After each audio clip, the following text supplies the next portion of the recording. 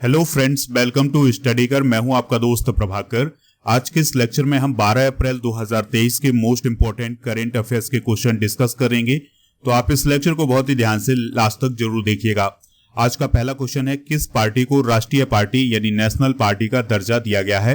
तो अभी हाल ही में आम आदमी पार्टी को राष्ट्रीय पार्टी का दर्जा दिया गया है।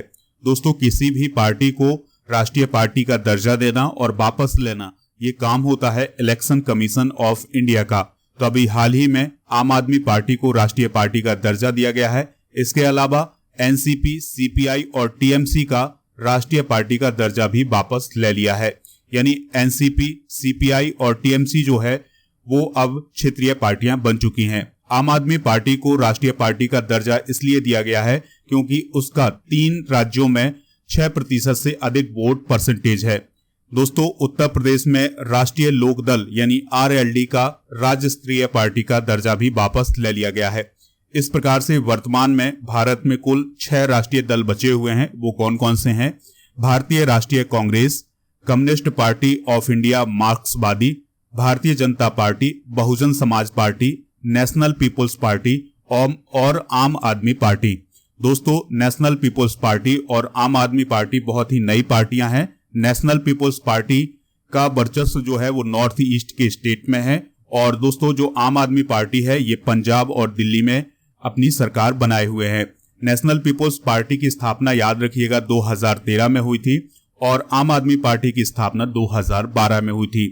दोस्तों, बात करते हैं आम आदमी पार्टी की, तो इसकी स्थापना 26 नवंबर 2012 को हुई थी और इसके संस्थापक हैं अरविंद केजरीवाल और उनकी साथी। राष्ट्रीय संयोजक हैं अरविंद केजरीवाल। और राज्यसभा में इसके कितने सदस्य हैं? 10 सदस्य हैं। लोकसभा में इसके कितने सदस्य हैं? तो 0 सदस्य हैं, एक भी सदस्य नहीं है। इसके अलावा इसकी दिल्ली और पंजाब में पूर्ण बहुमत की सरकार है। दोस्तों, बात आई है निर्वाचन आयोग की, तो बात करते हैं दोस्तों इसकी स्थापना की। तो इसकी स्थापना 25 जनवरी 1950 को हुई थी। वर्तमान में मुख्य चुनाव आयुक्त हैं राजीव कुमार और अन्य चुनाव आयुक्त हैं अनूप चंद्र पांडे और अरुण गोयल जी। दोस्तों, आप देख रहे हैं 12 अप्रैल 2023 के डेली करंट अफेयर्स के मोस्ट इंपोर्टेंट लेक्चर को, तो इसे लास्ट तक जरूर देखिएगा। लास्ट में पूछा जाएगा आपसे क्वेश्चन जिसका आंसर आपको कमेंट बॉक्स में देना है। दोस्तों, अगर आप स्टडी कर पर पहली बार आए हैं तो सब्सक्राइब कर लें, बेल आइकॉन भी दबा लें जिससे आपको समय पर सबसे पहले नोटिफिकेशन मिल सकेगा। अगर आप मॉक टेस्ट ज्वाइन करना चाहते हैं और डेली करंट अफेयर्स का पीडीएफ डाउनलोड करना चाहते हैं तो ये आपको ऐप पर मिल जाएगा। ऐप का लिंक डिस्क्रिप्शन बॉक्स में दिया गया है। मॉक टेस्ट ज्वाइन करने के लिए आपको हमारा कूपन कोड यूज करना होगा PS100, तो आपको डिस्काउंट भी मिल जाएगा। अगर आपको ये लेक्चर पसंद आ रहा है तो आप इसे लाइक करें, शेयर करें सभी दोस्तों को सभी सोशल मीडिया प्लेटफॉर्म पर। नेक्स्ट क्वेश्चन है, अंतरराष्ट्रीय सांख्यिकी पुरस्कार 2023 किसे प्राप्त हुआ है? तो कल्याणपुरी राधाकृष्ण राव को अंतरराष्ट्रीय सांख्यिकी पुरस्कार प्रदान किया गया है। याद रखिएगा कि ये जो अंतरराष्ट्रीय सांख्यिकी पुरस्कार है इसे सांख्यिकी का नोबेल पुरस्कार भी कहा जाता है। तो कल्याणपुरी राधाकृष्ण राव भारतीय अमेरिकी गणितज्ञ और सांख्यिकीविद हैं। तो उन्हें दोस्तों अभी हाल ही में ये पुरस्कार प्रदान किया गया है। अंतरराष्ट्रीय सांख्यिकी पुरस्कार की बात करें तो इसकी स्थापना 2016 में हुई थी और ये हर 2 साल में किसी एक व्यक्ति को या किसी टीम को दिया जाता है। दोस्तों, यह पुरस्कार सांख्यिकी का यूज करके साइंस, टेक्नोलॉजी और मानव कल्याण में योगदान देने वाले व्यक्ति को या संस्था को दिया जाता है। इसमें $80,000 की नगद राशि प्रदान की जाती है। एक पॉइंट और याद रखना है कि जो कल्याणपुरी राधाकृष्ण राव हैं इनका जन्म कर्नाटक में हुआ था। हाल ही में प्रदान किए गए कुछ प्रमुख पुरस्कार डिस्कस करते हैं। तो डॉक्टर नित्या अब्राहम को युवा यूरोलॉजिस्ट पुरस्कार प्राप्त हुआ है। नवीन जिंदल को टेक्सास विश्वविद्यालय के द्वारा लाइफ टाइम अचीवमेंट पुरस्कार दिया गया है। यूक्रेन के राष्ट्रपति वोलोदिमिर जेलेंस्की को order of the white eagle से अभी हाल ही में सम्मानित किया गया है। और ये जो order of the white eagle सम्मान है ये पोलैंड का सर्वोच्च सम्मान है। असम के तपोवन एनजीओ को चिल्ड्रन चैंपियन अवार्ड से सम्मानित किया गया है। कश्मीर की आलिया मीर को वन्य जीव संरक्षण पुरस्कार 2023 से सम्मानित किया गया है। इसके अलावा केरल के सर्वोच्च नागरिक सम्मान केरल ज्योति से MT वासुदेवन नायर को सम्मानित किया गया है। नेक्स्ट क्वेश्चन है, किस राज्य में स्वतंत्र वीर गौरव दिवस मनाया जाएगा? तो ये महाराष्ट्र में मनाया जाएगा। महाराष्ट्र की गवर्नमेंट के द्वारा अभी हाल ही में ये घोषणा की गई है कि वीडी सावरकर की जयंती यानी 28 मई को स्वतंत्र वीर गौरव दिवस के रूप में मनाया जाएगा। दोस्तों बात आई है महाराष्ट्र की, तो इससे रिलेटेड इंपॉर्टेंट पॉइंट डिस्कस करते हैं।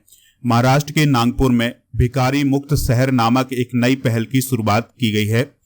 महाराष्ट्र राजमार्ग पर दुनिया का पहला बांस क्रैश बैरियर जिसका नाम है बाहुबली स्थापित किया गया है। अभी हाल ही में रमेश बैस महाराष्ट्र के नए राज्यपाल बने हैं। औरंगाबाद जिले का नाम बदलकर छत्रपति संभाजीनगर और उस्मानाबाद का नाम धाराशिव किया गया है। दोस्तों याद रखिएगा, महाराष्ट्र के चीफ मिनिस्टर कौन है? एकनाथ शिंदे। किस देश ने कोविड-19 संबंधी नेशनल इमरजेंसी को खत्म कर दिया है? अमेरिका ने।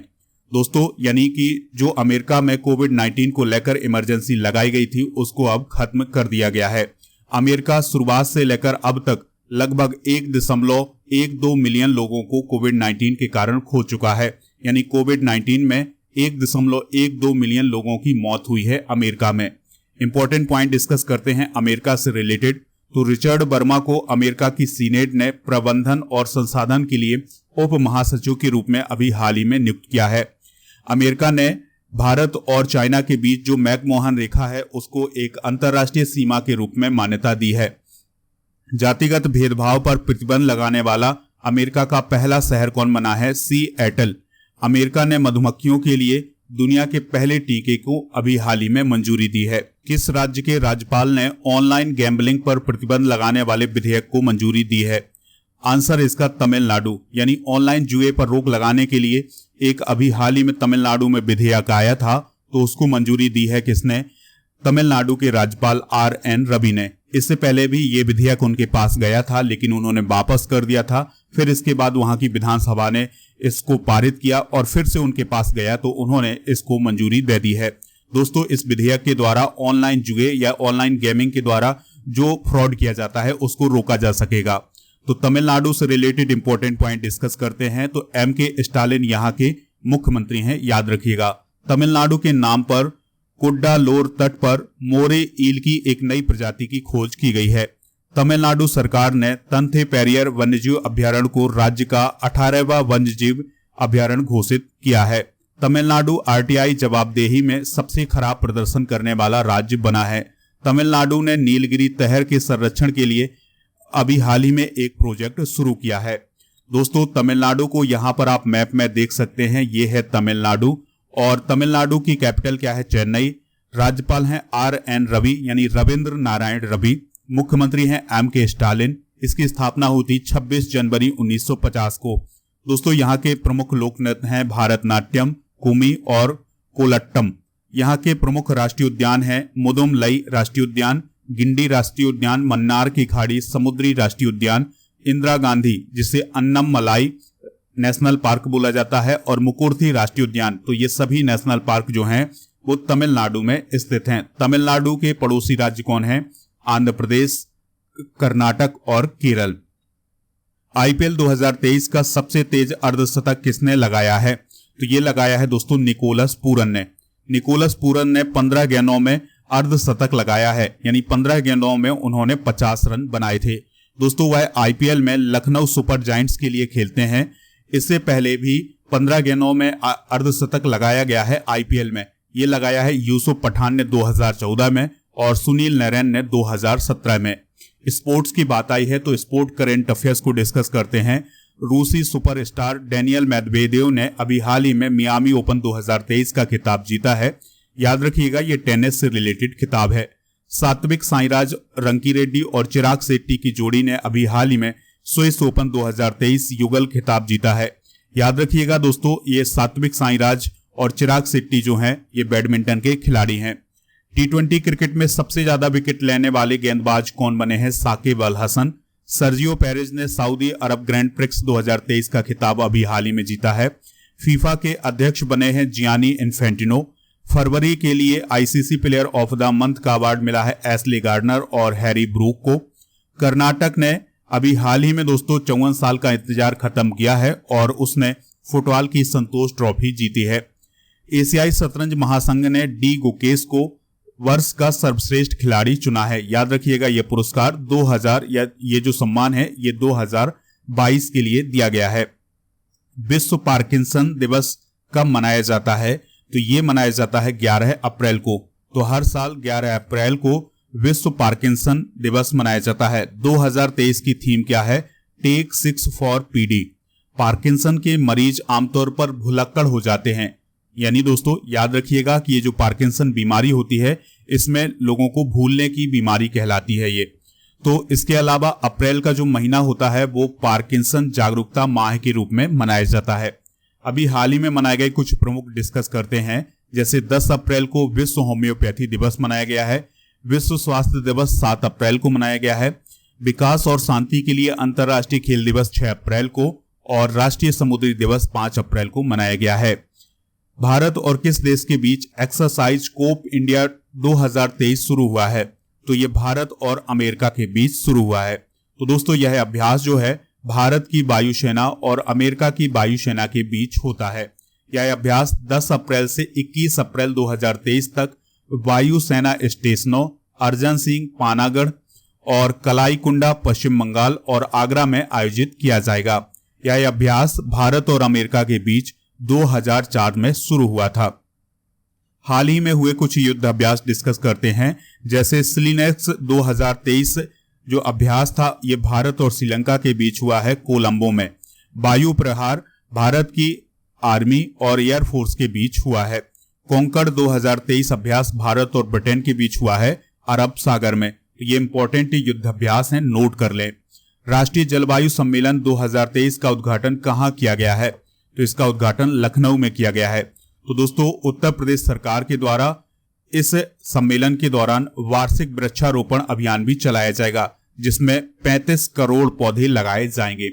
हाल ही में हुए कुछ प्रमुख सम्मेलन भी डिस्कस करते हैं। तो one world TV summit Varanasi में आयोजित किया गया है। अंतर्राष्ट्रीय आयुर्वेद सम्मेलन हरिद्वार में। वैश्विक बाजरा सम्मेलन नई दिल्ली में। G20 अध्यक्षता में B20 बैठक सिक्किम में हुई है। 23वां राष्ट्रमंडल कानून सम्मेलन गोवा में हुआ है और अखिल भारतीय महिला लोक कला सम्मेलन मुंबई में हुआ है। तो ये इंपॉर्टेंट सम्मेलन है, एग्जाम के पॉइंट ऑफ व्यू से इंपॉर्टेंट है। आज का लास्ट क्वेश्चन है, अमित शाह ने किस राज्य में वाइब्रेंट विलेज कार्यक्रम का शुभारंभ किया है? इंपॉर्टेंट क्वेश्चन हो जाएगा एग्जाम के पॉइंट ऑफ व्यू से। तो इसका आयोजन किया गया है या इसका शुभारंभ किया गया है अरुणाचल प्रदेश में। दोस्तों केंद्रीय गृह मंत्री और सहकारिता मंत्री हैं अमित शाह जी। तो उन्होंने अरुणाचल प्रदेश में अंजा जिले के किबुथु गांव में वाइब्रेंट विलेज कार्यक्रम की शुरुआत की है। इस कार्यक्रम के अंतर्गत चुने गए गांवों में जो मूलभूत सुविधाएं होंगी उनको बेहतर किया जाएगा। होता क्या है दोस्तों कि जो पहाड़ी इलाके हैं वहीं पर ये कार्यक्रम शुरू किया गया है। तो पहाड़ी इलाकों में जो गांव होते हैं उसमें छुटपुट आबादी होती है, तो यहाँ पर जो मूलभूत सुविधाएं हैं वो नहीं पहुंच पाती हैं। तो इस कार्यक्रम के माध्यम से जो मूलभूत सुविधाएं हैं वो पहुंचाई जाएंगी लोगों को। दोस्तों अरुणाचल प्रदेश के बारे में बात करें तो इसकी स्थापना 20 फरवरी 1987 को हुई थी। राजधानी है इसकी ईटानगर। वर्तमान में राज्यपाल हैं केवल त्रिविक्रम परनाइक और पेमा खांडू यहाँ के मुख्यमंत्री हैं। दोस्तों अब हम कल के करंट अफेयर्स को रिवाइज करते हैं, फिर जनरल नॉलेज के पिटारे को डिस्कस करेंगे और फिर पूछेंगे आपसे क्वेश्चन जिसका जवाब आप कमेंट बॉक्स में जरूर दीजिएगा। पहला क्वेश्चन है, विश्व होम्योपैथी दिवस कब मनाया गया है? 10 अप्रैल को। विश्व का पहला एशियाई राजा गिद्ध संरक्षण केंद्र कहां स्थापित किया गया है? उत्तर प्रदेश में। T20 क्रिकेट में सबसे अधिक हैट्रिक लेने वाले गेंदबाज कौन बने हैं? राशिद खान। जलबाला वैद्य का निधन हो गया है, वह कौन थी? थिएटर एक्ट्रेस थी। किस राज्य ने महात्मा ज्योतिबा फुले की जयंती पर सार्वजनिक अवकाश घोषित किया है? राजस्थान में। बोरोक्सा ऐप को किसने लॉन्च किया है? द्रौपदी मुर्मू ने। इंटरनेशनल बिग कैट्स अलायंस किसने लॉन्च किया है? नरेंद्र मोदी जी ने। भारत में मार्च में इराक की तुलना में किस देश से 2 गुनी मात्रा में तेल का आयात किया गया है? रूस से। भारत में बाघों की संख्या कितनी हो गई है? 3167। सीआरपीएफ शौर्य दिवस कब मनाया गया है? 9 अप्रैल को। दोस्तों अब हम डिस्कस करते हैं आज के जनरल नॉलेज के पिटारे को। तो दोस्तों आज हम बात करेंगे बिम्स्टेक की। तो बिम्स्टेक एक संगठन है जिसका फुल फॉर्म होता है Bay of Bengal initiative for multi sectoral technical and economic cooperation. ये दोस्तों एग्जाम में पूछा जा सकता है। इसकी स्थापना कब हुई थी? 6 जून 1997 को। इसका मुख्यालय कहाँ है? ढाका बांग्लादेश में। और इसके सदस्य देश कौन है? बांग्लादेश, भूटान, भारत, म्यांमार, नेपाल, श्रीलंका और थाईलैंड। दोस्तों, बंगाल की खाड़ी से तटवर्ती या समीपी देशों का एक अंतरराष्ट्रीय आर्थिक सहयोग संगठन है कौन? बिम्स्टेक। इसमें कौन कौन से देश आते हैं ये आप मैप में देख सकते हैं। इसमें है भारत, नेपाल, भूटान, बांग्लादेश, म्यांमार और थाईलैंड और श्रीलंका। तो ये इंपॉर्टेंट पॉइंट है दोस्तों, नोट करिएगा। अब आपसे पूछा जा रहा है एक क्वेश्चन जिसका आंसर आपको कमेंट बॉक्स में देना है। किस पार्टी को राष्ट्रीय पार्टी का दर्जा दिया गया है? जो भी इसका राइट आंसर हो कमेंट बॉक्स में जरूर बताइएगा। हमें इंतजार रहेगा आपके आंसर का। लेक्चर पसंद आया हो तो लाइक करें, शेयर करें सभी दोस्तों को, सभी सोशल मीडिया प्लेटफॉर्म पर। जय हिंद, वंदे मातरम।